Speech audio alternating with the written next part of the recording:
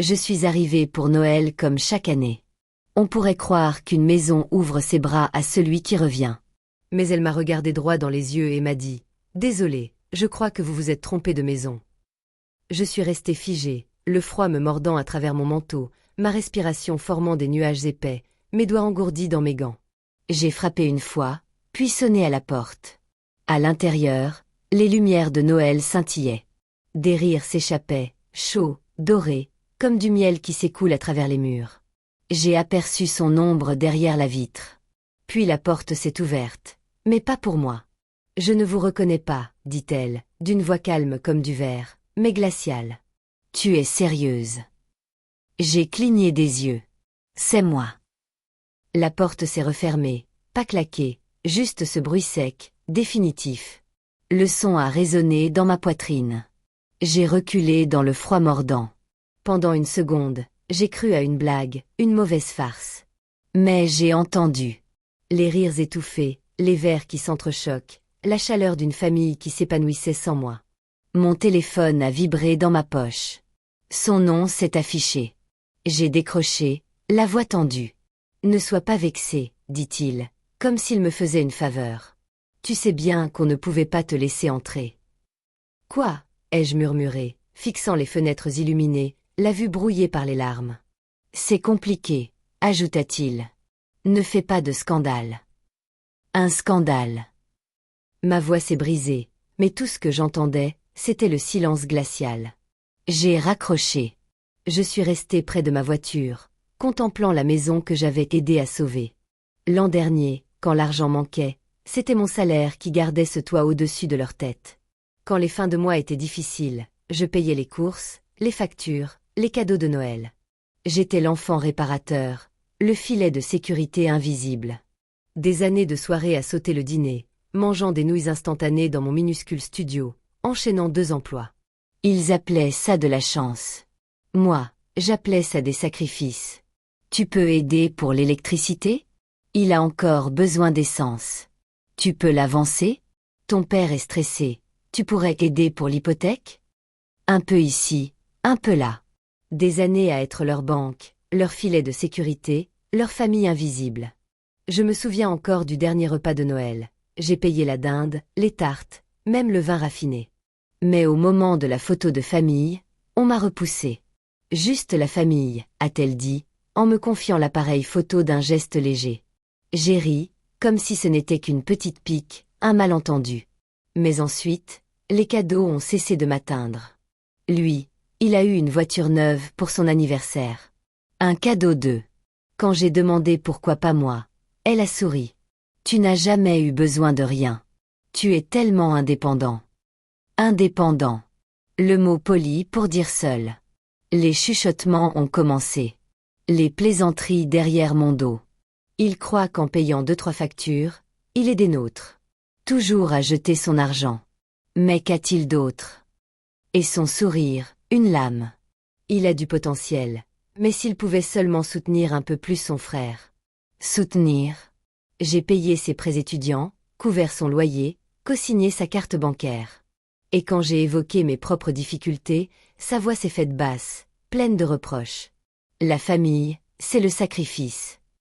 Sacrifice? J'ai pensé à mon anniversaire, celui qu'ils avaient tous oublié. À cette facture d'hôpital que j'ai réglée pendant qu'ils dormaient dehors. Ils ne m'ont même pas dit qu'il allait mieux pendant des semaines. À ces plans annulés parce qu'ils m'appelaient en pleurant encore une fois. Mais ce soir de Noël, debout dans le froid, la porte claquait sur moi, j'ai vu clair. Je n'étais pas leur fils. J'étais leur sponsor.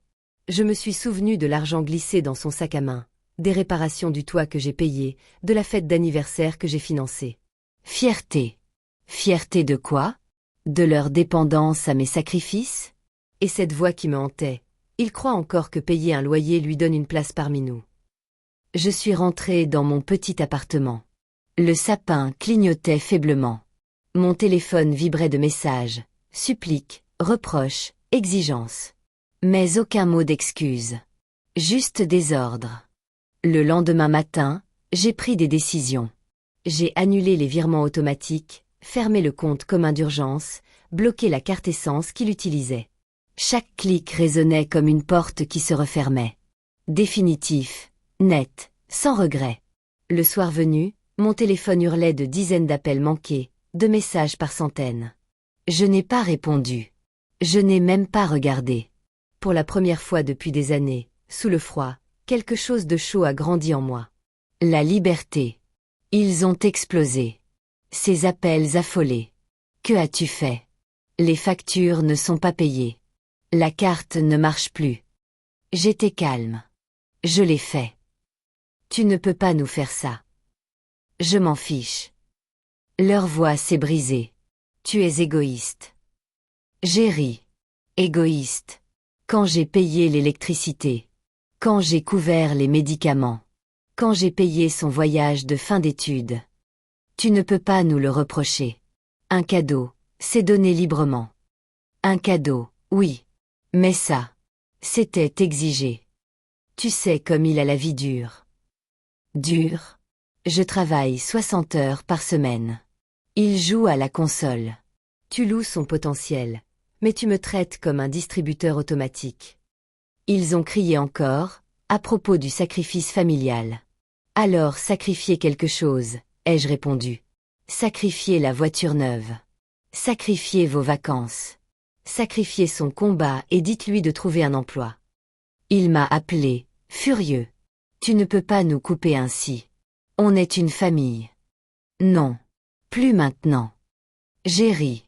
J'étais invité à Noël ou juste censé le financer. Puis un message de groupe.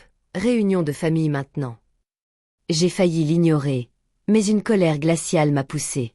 J'ai pris mon manteau et j'y suis allé. La maison brillait d'une chaleur fausse. Elle avait le visage gonflé de larmes. Lui tournait en rond, les poings serrés. L'autre s'affalait, la mousse de sa bière luisant dans la pénombre. Ça va trop loin. Nous sommes une famille. Je me suis avancée, la voix ferme, mais brûlante. Vous avez rompu le lien le jour où vous m'avez fermé la porte au nez. Où vous avez ri derrière mon dos. Où vous m'avez réduit à un porte-monnaie. Elle a eu un sursaut.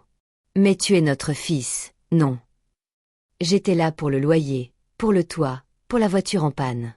Mais pour Noël, je n'étais rien. Il a supplié. Reviens. Aide-nous comme toujours. Non. Sa voix s'est brisée. Nous t'aimons. J'ai regardé chacun d'eux. Je n'ai ressenti qu'une certitude glaciale.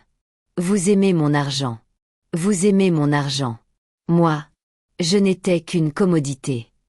Je me suis retournée et je suis partie. Le froid me mordait le visage, mais c'était une morsure de liberté. Leurs appels ont repris, suppliques, reproches, colère. Mais je les ai laissés sonner. Je me suis endormie dans un silence qui n'était ni lourd, ni inquiet, un silence pur, apaisant. Des semaines plus tard, je suis tombée sur un vieil album de famille. Des visages souriants, des anniversaires, des étés lumineux. Mon téléphone a vibré. Un message, des excuses, des regrets. Je l'ai regardé. Puis supprimé. Sans colère, sans remords. Juste une paix tranquille, immense.